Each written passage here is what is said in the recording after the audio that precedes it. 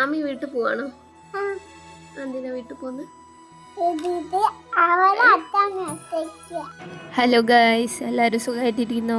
ഇന്നിതാ ആമീൻ്റെ വീട്ടിൽ പോവാണേ. അപ്പം ഞാനും കൂടെ പോകുന്നുണ്ട്. ഇതാ എല്ലാവർക്കും യാത്രയൊക്കെ പറഞ്ഞ് ഉമ്മരാൻ വന്നാണ്. ഇതാ കേട്ടോ ഏട്ടൻ, അതായത് ചേച്ചീൻ്റെ ഹസ്ബൻഡ്. ചേച്ചി ഇതാ അവിടെ ചേച്ചീൻ്റെ കെട്ടുപാണ്ടൊക്കെ എടുത്ത് പോകാനുള്ള പരിപാടിയാണ്. ഇതാ ആമി മോള് ഇവിടെ ഭയങ്കര സന്തോഷത്തിലാണ്.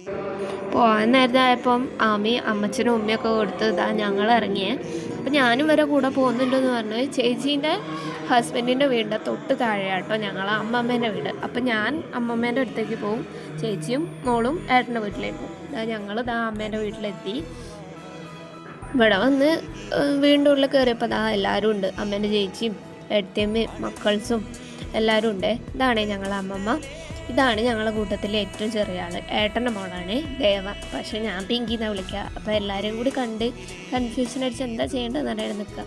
ആമി മോള് വരുമ്പോൾ അതാ എല്ലാവർക്കും ഐസ്ക്രീമൊക്കെ കൊണ്ടു കൊടുത്തിട്ടുണ്ട്. ഈ രണ്ടുപേര് ട്വിൻസാണ്.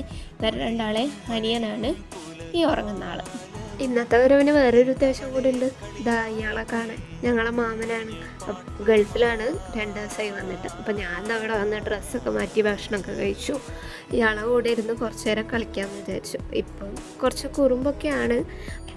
ഞാനും പിങ്കി മോളും ഇരുന്ന് കുറച്ച് നേരം കളിച്ച് കാര്യമൊക്കെ പറഞ്ഞ് ഉറങ്ങാനുള്ള പരിപാടിയാണ്. അപ്പം അടുത്ത വീഡിയോ കാണാം. ബൈ.